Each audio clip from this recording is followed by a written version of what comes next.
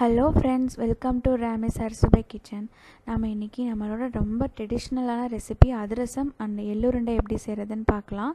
அதுக்கு முன்னாடி இந்த சேனலை நீங்கள் இன்னும் சப்ஸ்கிரைப் பண்ணலாம், ரெட் கலர் சப்ஸ்கிரைப் பட்டனை ப்ரெஸ் பண்ணிவிடுங்க. கூடவே இருக்கிற பெல் சிம்பலை கிளிக் பண்ணிங்கன்னா லேட்டஸ்ட் நோட்டிஃபிகேஷன் உங்களுக்கு கிடைக்கும். வாங்க இதை எப்படி செய்கிறதுன்னு பார்க்கலாம். இதுக்கு தேவையான பொருட்கள் பச்சரிசி 1 கிலோ அரிசிக்கு 600 கிராம் வெல்லம் எடுத்துக்கிறோம். இப்போ நான் கிளாஸில் சொல்லிக்கிறேன். ஸோ இந்த கிளாஸில் நான் 2 கிளாஸ் அளவுக்கு பச்சரிசி எடுத்து நான் ஊற வச்சுருக்கேன். இது 2லேருந்து 3 மணி நேரம் நல்லா ஊறணும்.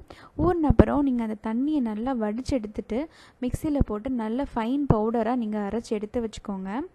இதை நான் 2 மணி நேரம் ஊறின அப்புறம் நான் மிக்சியில் நல்லா அரைச்சி எடுத்து வச்ச பவுடர். ஸோ தண்ணியை நல்லா நீங்கள் வடிச்சிடணும்.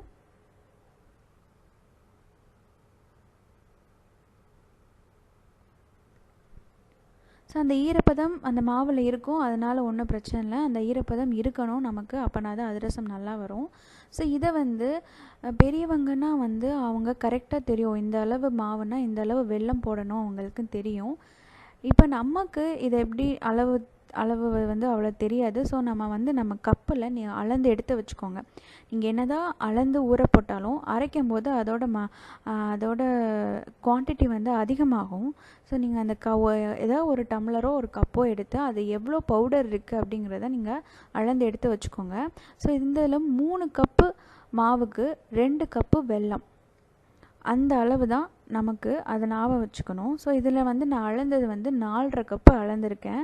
500 கிராம் வெல்லம் எடுத்திருக்கேன், ஒரு பேக்கெட் ஃபுல்லாக எடுத்திருக்கேன். ஸோ அதை நான் தட்டி எடுத்து வச்சுருக்கேன்.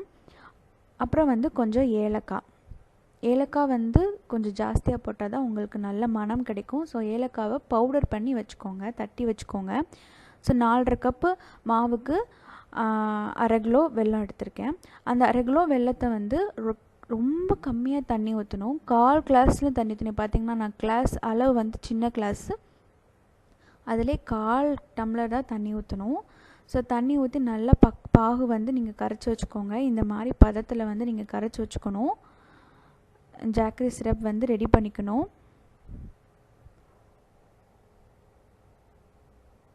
ஸோ இந்த ஜாக்கரி சிரப்பை அப்படியே நம்ம மாவில் ஊற்றி நம்ம பரட்டிக்கலாம். ஸோ நீங்கள் லைட்டாக உப்பு போட்டுக்கோங்க. எப்படின்னா நம்ம ஸ்வீட் செய்யும்போது கொஞ்சோண்டு உப்பு போடுவோம். ஸோ அது மாதிரி கொஞ்சோண்டு உப்பு போட்டுக்கோங்க, நிறைய போடாதீங்க. ஸோ நல்லா கட்டி இல்லாமல் நல்லா இதை மிக்ஸ் பண்ணிக்கணும்.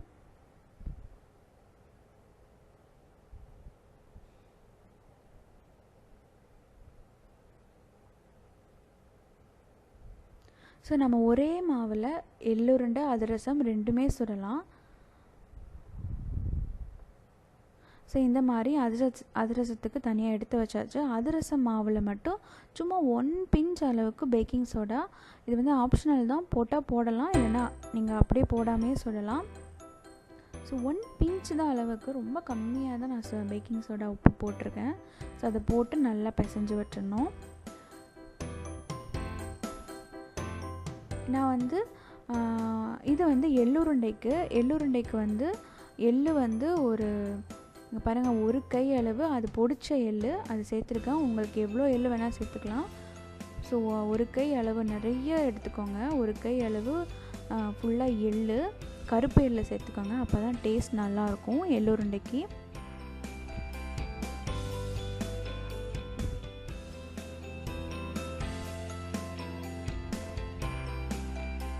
ஸோ அதுவும் நல்லா பிசைஞ்சு விட்டுக்கணும். இதில் நீங்கள் எள்ளுருண்டை சுடும்போது பொரிகடலையை நீங்கள் தட்டி போட்டு சுடலாம், அதோட டேஸ்ட்டும் நல்லாயிருக்கும். இல்லைன்னா நீங்கள் இதிலே பொரிகடலை தேங்காய் கூட சேர்த்துக்கலாம். அது 2ம் சேர்க்காமையும் சுடலாம், நல்லா தான் இருக்கும்.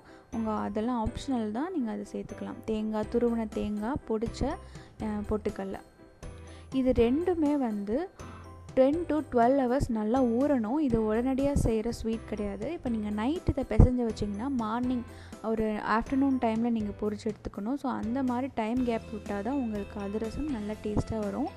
ஸோ இப்போ 12 hours ஆனப்புறம் ஒரு பிளாஸ்டிக் பேப்பரில் எண்ணெய் தடவிட்டு அந்த அதிரசத்தை நல்லா தட்டிட்டு நடுவில் ஒரு ஓட்டை மாதிரி போட்டுட்டு நீங்கள் அதை சுட்டு எடுத்துடணும். ஸோ அதிரசம் வேக ரொம்ப டைம்லாம் ஆகாது, போட்ட உடனே அது வந்து ப்ரௌனிஷ் ஆகிடும், டக்குன்னு எடுத்துடணும். இந்த மாதிரி நீங்கள் குச்சி மாதிரி வந்து யூஸ் பண்ணிக்கோங்க, அதுதான் உங்களுக்கு திருப்புறதுக்கு ஈஸியாக இருக்கும், எடுக்கிறதுக்கும் ஈஸியாக இருக்கும்.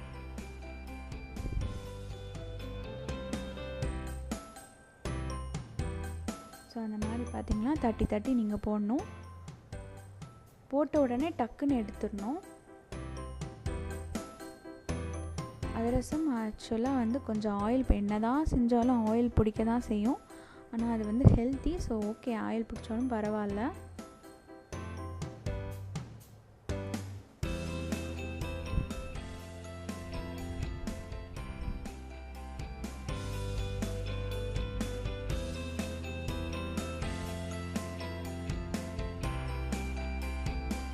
டேஸ்டான ட்ரெடிஷ்னல் ஸ்வீட்டு சுட சுட சுட ரெடி ஆகிடுச்சு. அதிரசம் பார்த்திங்கன்னா ரொம்ப நல்லாயிருக்கும், ரொம்ப எம்மி, ரொம்ப ஹெல்த்தி. கண்டிப்பாக செய்யுங்க. அடுத்து நம்ம எள்ளுருண்டைக்கு வந்து இந்த மாதிரி சின்ன சின்ன பீஸ், சின்ன சின்ன சைஸ் அளவுக்கு நம்ம உருண்டை திரட்டி இதை ஆயிலில் பொரிச்சு எடுக்கணும். அந்த வீடியோ வந்து மிஸ் ஆகிடுச்சு.